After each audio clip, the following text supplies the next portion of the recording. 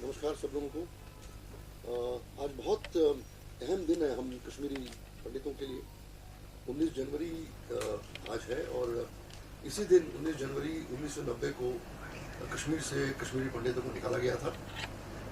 वहाँ की मस्जिदों के स्पीकर्स से अनाउंस किया गया था कि सारे कश्मीरी पंडित जो है अपनी बहनों और बेटियों को छोड़कर कश्मीर खाली करें। तो पूरा का पूरा समुदाय जो है उनका जेनोसाइड हुआ, उनकी एथनिक क्लींजिंग हुई और वो वहाँ से निकले। इसलिए पूरे विश्व भर आज 19 जनवरी जो है वो हमारा जेनोसाइड डे है, हमारा एक्सोडस डे है और हमारा एथनिक क्लींजिंग डे है। आज जो हम मिले हैं, मैं अपनी एक डॉक्यूमेंट्री स्क्रीन करने जा रहा हूँ। ये डॉक्यूमेंट्री कश्मीरी पंडितों का नरसंहार, ये मैंने खुद शूट की थी 1990 में। मैं खुद उस दौरान 19 जनवरी के आसपास भी, उस दिन भी मैं खुद कश्मीर में था और ये सारे फुटेजेस जो है मैंने खुद शूट किए। और मैंने उस वक्त जो हमारा पलायन हुआ था, उसके बाद जब रिफ्यूजी कैंप्स में लोग आए और वहाँ पर बसे, ये पूरी जर्नी जो कश्मीर पंडितों की है मैंने खुद शूट की। और मैंने सोचा कि आज का दिन जो है वो सारे विक्टिम्स को एक ट्रिब्यूट पे करने का दिन है। और अनुपम जी जो हैं वो मेरी इस पूरी जर्नी में, मेरी इस पूरी लड़ाई में, हमारी सारे जो फेजेस हैं उसमें खेर साहब हमारे साथ रहे। और चूँकि खेर साहब खुद भी कश्मीरी हैं और कश्मीरी पंडित हैं, तो इस पूरी त्रासदी को, इस पूरे जेनोसाइड को, इस पूरी एथनिक क्लींजिंग को हम सबों ने खुद सहा है, खुद फेस किया है और खुद इसको लड़े हैं और लोगों के सामने हमने चीज़ों को लाने की कोशिश की है। तो इस फिल्म के द्वारा मैं उन सारे लोगों को ये रिक्वेस्ट करना चाहूँगा कि जो इस फिल्म को देख के जो हमारी एक्चुअल त्रासदी है, जो फिल्मों में दिखाई भी गई, और जिन लोगों ने ये कहा कि ये गलत है, ये वही नहीं है, ये झूठ है, तो मुझे लगता है कि उन सारे लोगों के लिए ये फिल्म, मेरी डॉक्यूमेंट्री फिल्म जो रियल है, ये उनके लिए जवाब है। और मुझे इस बात का यकीन है कि आपके द्वारा, मीडिया के द्वारा जितने भी लोग इस डॉक्यूमेंट्री को देखें, अपने आप में इस पूरी त्रासदी को फील करें, अपने इस जेनोसाइड को, इस एथनिक क्लींजिंग को, ट्रेजेडी को फील करें, क्योंकि हमारे हिसाब से, कश्मीरी पंडितों के हिसाब से, ये दुनिया के सबसे बड़ी ह्यूमन ट्रेजेडी है। इससे बड़ी ह्यूमन ट्रेजेडी हो ही नहीं सकती, क्योंकि हमारा कसूर नहीं कोई। हम माइनॉरिटी कम्युनिटी में थे, हम पढ़े लिखे लोग थे, हमने कभी बंदूक नहीं उठाई, हम नॉन वायलेंस में बिलीव करने वाले लोग हैं, हम गांधी जी के फिलॉसफी में बिलीव करने वाले लोग हैं, और हम आज अपने ही कंट्री में, अपने ही देश में रिफ्यूजी बन के रह गए हैं। तो हम फिल्म शुरू करेंगे, उससे पहले मैं खेर साहब से रिक्वेस्ट करूंगा कि प्लीज़ खेर साहब, your experiences to the people.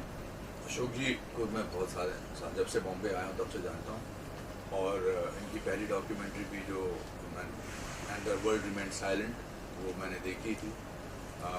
तब इन्होंने बहुत सारे शॉट नहीं डाले थे, शायद दुनिया को शॉक नहीं करना चाहते थे, और अब इन्होंने बहुत सारे वो शॉट्स डाले हैं कश्मीरी पंडितों का नरसंहार में। ध्येय जो है, जो इन्होंने अशोक जी ने बोल दिया है, ध्येय यही है कि कुछ जख्मों को खुला रखना ज़रूरी है। वो पर्सनल लेवल पर ज़ख्म हो या कम्युनिटी के लेवल पर ज़ख्म हो या इंसानियत के नाम पर ज़ख्म है, क्योंकि कुछ लोग उसको ढकने की कोशिश करते हैं झूठ से और अलग अलग उससे। जब डॉक्यूमेंट्री बनती है तो डॉक्यूमेंट्री रियल फुटेज की होती है, रियल जगह की होती है।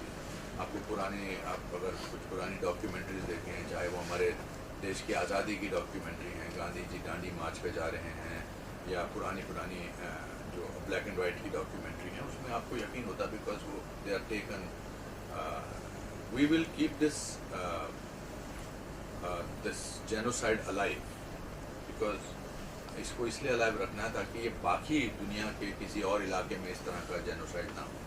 दुनिया के किसी और इलाके में, हिंदुस्तान में तो इतना ही ना हो, पर दुनिया में कहीं भी जहाँ पर अमन प्रस्त लोग रहते हैं, उनके साथ इस तरह का ना हो। और वो आपके द्वारा, मैं बड़ा खुश हूँ आप लोग यहाँ आप आए हैं इस डॉक्यूमेंट्री के लिए, तो उसको ज़िंदा रखना जो है बहुत इम्पॉर्टेंट है। हमारे खुद के पर्सनल लेवल पर हमारे फैमिली मेम्बर्स को इसको भुगतना पड़ा, मेरे मामा को भुगतना पड़ा, बहुत सारे रिश्तेदारों को भुगतना पड़ा, और काफ़ी इसको दबाए रखने की कोशिश की गई है। 32 साल तक इसको दबाए रखने की कोशिश की, टिल कश्मीर फाइल्स। केम, और आज 33वां साल है। और अभी भी बहुत सारे ऐसे लोग हैं जो इसको अलग अलग नाम देते हैं। तो अगर तो सच तो मुझे लगता है कि वैसा है कि वो कभी ना कभी बाहर आता रहता है, और जो सच जिनको झूठ बोलना होता है उनको ज़िंदगी भर झूठ बोलना पड़ता रहता है। तो ये प्रताड़ना जो सही है कश्मीरी पंडितों ने, कश्मीरी हिंदुओं ने, प्रॉब्लम क्या हो गया है कि जब हम कश्मीरी पंडितों की या कश्मीरी हिंदुओं की प्रताड़ना की बात करते हैं तो बहुत सारे लोगों को ट्विस्ट करते हैं इसको कि शायद हम बाकी माइनॉरिटीज़ को या बाकी लोगों को हम उतना इम्पोर्टेंस नहीं दे रहे हैं।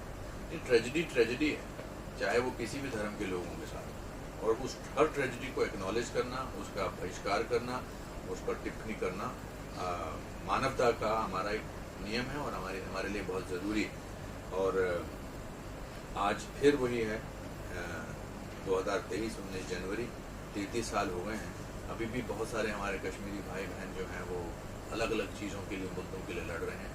अभी भी बहुत सारे लोगों को, और टेररिज्म का जो असर है कश्मीर पे हुआ है वो हर जाति पर हुआ है, हर लोगों पर हुआ है। And I am sure this film will bring the truth, and Ashok has been always a great advocate of any unjust anywhere in the world, not only about Kashmiri people. That's the biggest quality Mr. Ashok Pandit has, कि कहीं भी, और ये जिनसे इनके अच्छे संबंध होते हैं, अगर उन्होंने भी कोई गलत काम किया होता तो उनको भी ये पॉइंट आउट करते हैं।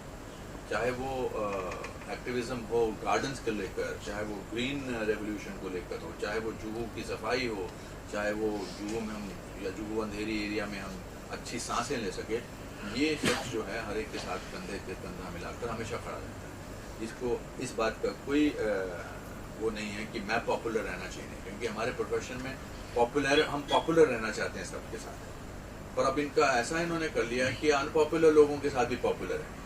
तो which is a great quality. ऐसा इंसान बहुत कम होता है, and we are happy that somebody like him is our friend, is my brother, and I always feel that कोई नहीं होगा तो ये तो साथ में खड़ा ही होगा। तो इसलिए I wish him good luck, Ashok जी, और ऐसे ही करते रहिए आपका बस। और हम क्या कर सकते हैं, हम तो बोल ही सकते हैं, अच्छी बातें ही बोल सकते हैं, और दिल से बोलते हैं। क्योंकि मेरे दादाजी ने कहा था कि भीगा हुआ आदमी बारिश से नहीं डरता। जब मैं यहाँ पर स्ट्रगल कर रहा था और मुझे काम नहीं मिल रहा था, तो मैं रेलवे प्लेटफॉर्म पे सोया था कुछ 27 दिन बैंड्रा ईस्ट में। तो मैंने उनको एक खत लिखा था, diverting but it's important to tell कि क्यों हम शायद बेबाक तरीके से बात करते हैं। तो मैंने उनको खत लिखा था कि दादाजी वो कश्मीर में रहते थे। मैंने कहा मैं कहाँ यहाँ फंस गया हूँ, मैं रेलवे प्लेटफॉर्म पे रह रहा हूँ, पढ़ा लिखा एक्टर हूँ, मैं गोल्ड मेडलिस्ट हूँ, और मुझे यहाँ रेलवे स्टेशन पे रहना पड़ रहा है, और 1:30-2 बजे सोना पड़ता है और 4:45 बजे उठना पड़ता है, बिकॉज ट्रेनें शुरू हो जाती हैं, ट्रेनें बंद होती हैं। तो उन्होंने मुझे एक खत लिखा था, अभी भी याद है। तो उन्होंने लिखा था कि बेटा तू रुक जा वहाँ पर, तू 1.5 साल से वहाँ पर है, तेरे माँ बाप ने बहुत मेहनत की है तुझे यहाँ तक पहुँचाने की, और एक बात याद रख, भीगा हुआ आदमी बारिश से नहीं डरता। That line changed my life. और अब हम जब भी कोई मुझे लगता है कि हमारे खिलाफ या हमारे ऐसी बात तो होती है, तो सीधा दादाजी का डायलॉग चलता है कि भीगा हुआ आदमी बारिश से नहीं डरता। इसलिए so thank you very much for coming. मुझे जाना होगा, अगर आपका कोई सवाल है उससे पहले तो आप मुझसे पूछ सकते हैं। सर, कश्मीर फाइल फिल्म फिर से रिलीज हो रही है आज, जी, इस बारे में ज़रा।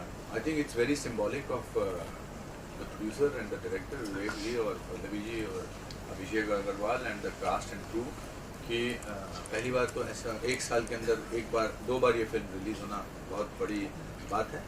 ये देखिए, आप उन जख्मों को तो भर नहीं सकते जो आज से 33 साल पहले, लेकिन कभी कभी कोई ऐसे कंधे पर हाथ रख देता है, तो ये दूसरी बार रिलीज़ होना भी जो है ये उसी बात की निशानी है। आज बहुत सारे लोग हमको ये भी बोलते हैं, अरे आपने अभी इनके लिए क्या किया। चलो, कश्मीर फाइल ने एक चीज़ तो की कि दुनिया में ये जग जाहिर कर दिया कि ये ट्रेजेडी हुई थी, तो आज ये रिलीज़ हुई है। It's a symbolic thing. अब वो जो लोग हैं, वो कुछ लोग ऐसे भी कहेंगे, लिखा सेकेंड टाइम रिलीज़ कर दी, इसके तो कोई कलेक्शन नहीं हुआ। तो जो लोग रोते हैं उनको ज़िंदगी भर रोना ही होता है। कुछ लोग होते हैं डूअर्स एंड कुछ लोग होते हैं क्रिटिसाइजर्स। हम डूअर्स हैं, और जो क्रिटिसाइजर्स हैं उनको करने। सर 33 साल में कश्मीर में क्या बदला? क्योंकि अभी भी कुछ ऐसी घटनाएं हो रही है जहाँ कश्मीरी पंडितों को अभी भी टारगेट किलिंग किया जा रहा है, तो 33 साल में आप क्या बदलाव देख रहे हैं? आर्टिकल 370 हट गया, बहुत बड़ी बात है। 65 साल तक नहीं बदला। आर्टिकल 35A बदला, और वो सिर्फ कश्मीरी हिंदुओं के लिए नहीं था। 35A वो सब माइनॉरिटीज़ के लिए, वो बहुत ही दकियानूसी लॉ था। और इस साल 2022 में आकर के सबसे ज़्यादा टूरिज़्म बढ़ा है। देखिए वहाँ पर काम की सख्त ज़रूरत है। जो विकास दुनिया में, मतलब भारत में बाकी देशों, बाकी स्टेट्स में हुआ है, वही विकास वहाँ भी होना चाहिए। मुझे लगता है विकास हो तो अपने आप जॉब्स बढ़ते हैं, तो लोग खुश रहते हैं, तो इस तरह की अजीब व गरीब चीज़ों में उनका ध्यान नहीं जाता। Has film tourism increased there now? Film tourism in terms of... I believe that a lot of people are still shooting there. Because I have a friend there in Kashmir whose mother lives in the camp. Because Kashmiri Pandits today also they're living in ghettos, you know, in these camps. तो ये माहौल कब तक बदलेगा आपको लगता है? What do you all think? देखिए जो बदलाव है वो बहुत साइलेंट होता है। हमने देश को आज़ाद करने के लिए 200 साल लड़ा है, 100 साल लड़ा, पर आज़ाद हुआ। अब ओवरनाइट तो चीज़ें मुझे नहीं लगता। That's more for an answer for politicians to give you that answer. I am an optimist. अब आज हम जो बैठे हैं और आपके साथ बैठे हैं, ये भी ऑप्टिमिज्म का नतीजा है कि हम चाहते हैं कि कुछ बदले और कुछ आप सवाल उठाएं और कुछ सवाल ये आपके ज़रिए बाकी लोगों तक भी पहुँचे। इन सालों में बहुत सारी चीज़ें आपने इसके अंदर रियल दिखाई है, तो वो कितना बड़ा चैलेंज था आपके लिए, और जब वो चीज़ें याद आती है तो क्या फील करते हैं सर, अगर इस बारे में बताएं? देखिए ये जो पूरा एक्सोडस था, जेनोसाइड जब मैं वहाँ पे था, तो मेरी लाइफ चेंज हो गई एक्चुअली। मेरी थिंकिंग, मेरा बिहेवियर पैटर्न, मेरी चाल, मेरी चलने का ढंग, मेरी सोच पूरा बदल चुकी। बिकॉज वो जो पूरा जो हादसा हुआ था तो बहुत ज़्यादा था। मैं इतना भी कुछ बुजुर्ग नहीं था कि मैं इस चीज़ को देख चुका था। ज़िंदगी में बहुत कम उम्र में मैंने लाशें देखी, मैंने लोगों को निकलते हुए देखा, ट्रक में बैठते हुए देखा, चिल्लाते हुए देखा, चीखते हुए देखा, डेड बॉडीज उठाने के लिए लोग नहीं थे जम्मू में। तो सब पूरा जो प्रोसेस था, मैं उसका हिस्सा था। तो मुझे लगता है कि 10 जन्म में भी लोग जो है वो ऐसे हादसे जो है वो एक्सपीरियंस नहीं कर सकते। तो हो सकता है ऊपर वाले ने शायद मेरे लिए ये, और फॉर्चुनेटली मैं कश्मीर में था, मैं को श्रीनगर दूरदर्शन के काम के लिए गया था वहाँ पे, और रात में जब घर में सोया था तो ये मस्जिदों से ये आवाज़ आने लगी थी कि कश्मीरी पंडित घर खाली करो। तो मेरे पास लकीली कैमरा था, वीडियो कैमरा, जो पुराने वीडियो कैमरा होते थे, जो VHS कैमराज, और आई बैंड मेरी टीम यहाँ से गई थी। I was shooting a documentary for Srinagar Doordarshan. तो उसके पहले तो मैं कैमरा लेके मैं सड़क पे निकल गया। मैं अभी भी अगर मैं सोचता हूँ फिल्म में देखना सोचता हूँ तो मैं रात को उठ जाता हूँ, क्योंकि वो जो खौफ है, वो जो डर है, वो मेरे दिमाग से ताज़िंदगी निकल नहीं सकता। एंड द एंटायर इंसिडेंट, तो पूरे की पूरी जो हादसे हुए थे, जो मेरे सामने हुआ, वो मुझे लगता है कि एक सपना था और वो रियल लाइफ में हो ही नहीं सकता। आज जो लोग बोल रहे हैं कि ये झूठ है फिल्म को देखने के बाद, वो इसलिए बोल रहे हैं क्योंकि उनको विश्वास ही नहीं हो सकता ये हो सकता है। मैं तो इसलिए डंके की चोट पे बोलता हूँ, या खेल साहब इसलिए डंके की चोट पे बोलता है, या हर कश्मीरी पंडित इसलिए डंके की चोट पे बोलता है क्योंकि उन्होंने एक्सपीरियंस किया हुआ है। और ये एक्सपीरियंस जो है, ये हमारे दिलों से, हमारे दिमाग से, हमारे जहन से ये कभी नहीं निकल सकता। और जैसा अनुपम जी ने कहा कि जेनोसाइड जो है, घाव जो है, निकाले भी नहीं निकल सकता। आप कैसे चीज़ों को निकाल सकते हो, आप हकीकत कैसे नकार सकते हो? मैं कैसे झूठ बोलूं कि नहीं सब ऐसा नहीं हुआ था। तो उस दौरान जब मैं सोचा भी नहीं था कि मैं फिल्म बनाऊंगा। जब फुटेजेस जमा हुई, जब मैं ले आया, वापस मुंबई आया, मैं 6 महीने के लिए शिफ्ट कर गया था जम्मू कश्मीर। लगभग 8 महीने में वहीं रहा था जम्मू कश्मीर में, बिकॉज पूरी की पूरी फैमिलीज आ रही थी ट्रकों में जम्मू में। तो उनको सेटल करना, कैंप बनना, जम्मू साहब हमारे गवर्नर थे, उनसे डील करना, रिफ्यूजी कैंप जो नए जम्मू बहुत छोटा शहर है, वहां पर 3.5-4 लाख लोगों का आ जाना, ये अपने आप में बहुत बड़ा एक चैलेंज था, क्योंकि जगह ही नहीं थी वहां पर। छोटे छोटे मकान हुआ करते थे। तो बड़ी बड़ी जमीनों में आप देखना फिल्म में टेंट लगे, टेंटों में लोगों को रहा, एक टेंट में 10-10 आदमी रहते थे, खाने का ठिकाना नहीं, पीने का ठिकाना नहीं। तो मैं इस पूरे प्रोसेस में अपने आप को मैं जुड़ा और मैंने देखा ये सब जो मेरी फिल्म में है। मुझे लगता है मैं ज्यादा नहीं बोलूंगा फिल्म के बारे में, आप फिल्म देखिए और अंदाजा लगाएंगे आप कि एक्चुअली प्रोसेस, जो पूरा जेनोसाइड का प्रोसेस जो है वो कैसा था। लोगों के इंटरव्यूज है, कैंप्स में, टेंट्स में, कश्मीर में किस तरह से लोग बाहर निकले, कैसे पाकिस्तान का झंडा उन्होंने लहराया, क्या नहीं क्या क्या, ये पूरी फिल्म है। ये 35 मिनट की फिल्म है।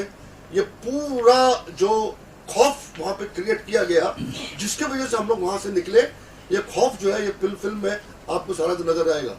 डर नहीं लगा शूट करते ऑल्सो समय आपने आपको? बहुत ही एक बड़ा सवाल पूछा क्या बदलाव आया, और हाँ। मुझे झंडे से याद आया। हाँ। जी। तो हिंदुस्तान का झंडा वहाँ पर फहराने नहीं देते थे, उनका अपना झंडा होता था। हर घर झंडा में आपको वहाँ पर लाखों झंडे दिखाई दिए। ये जीत है, सबसे बड़ी बात ये है। कॉन्फिडेंस, जो कॉन्फिडेंस आया लोगों में, वहाँ पे लोकल लोगों में भी होगा। लोकल में It's a big dream. थोड़ा सा ना सारे हिंदुओं ने वो झंडा लेके घूमे थे, और पूरे आवाम वाले। अनुपम सर, पर सर वो आपने कहा victims की 65 अभी साल में क्या मांग कुछ है नहीं या हुआ क्या था। चाहते हैं अभी? Sorry? आप मिले होंगे इतने सालों में इनसे, तो क्या चाहते हैं वो अब? You see, you're talking about us, you're talking about victims. Everyone. See, basically, this is a turmoil of 70 years which was not attended to. So it will take time because it's cancer. Also, sometimes it's important to show what has happened.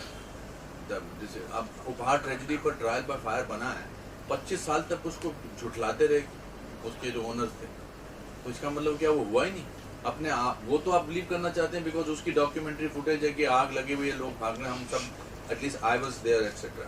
So sometime हम क्या चाहते हैं is not important. Our job as film makers and artist is to show to the world this has happened, that's all. Anupam sir, Rahul Gandhi की भारत जोड़ो यात्रा चल रही है और उसका आखिरी पड़ाव कश्मीर है। कश्मीर में वो बांदीपुरा में जाकर तिरंगा भी लहराएंगे, और दूसरी तरफ वो कह रहे हैं Good for कश्मीर it. कुछ स्थिति नहीं बदली है और अभी भी टारगेट किलिंग हो रही है। क्या मैसेज, क्या संदेश देना I चाहेंगे, don't किस तरह से think देखते हैं? this is again we will shift Yeah. focus to something else Yeah. which is not Let's important. not make it. Then also it's important to continue harping on the tragedy of Kashmiri Hindu genocides.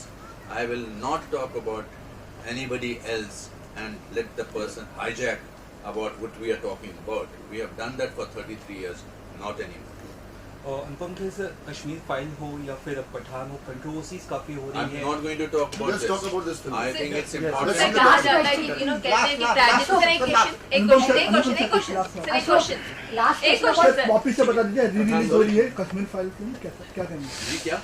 Kashmir files film वापिस से Re-release release हो हो रही रही है। है। मैं आपको जवाब दे अरे दूंगा। सर, मैं ये सवाल पूछना चाहती हूँ। People should तुम्हारे watch- अशोक सर, आप क्या People कहेंगे? should watch रिलीज हो रही films है। and decide for themselves. Kashmir Files is releasing all over again, and I'm at least applaud the courage of people, whether it is Z Films, Z Cinema, or whether it is Vivek, Pallavi, the cast, and to continue with this process of telling the tragedy of Kashmiri Hindu genocide. And cinema tickets का भी कुछ slash हुआ है ना? कोशिश कर रहे हैं कि कम में हो। हम उनके बिहाफ पे नहीं बोल सकते because और right तुम्हारा now, challenge बताओ right ना, now डर what लगा we था when need you were to do shooting is this to whole thing. concentrate on Kashmiri पंडितों का नरसंहार. Yeah, That is very important. Let's not. हाँ, तो डर लगा था कि नहीं तुम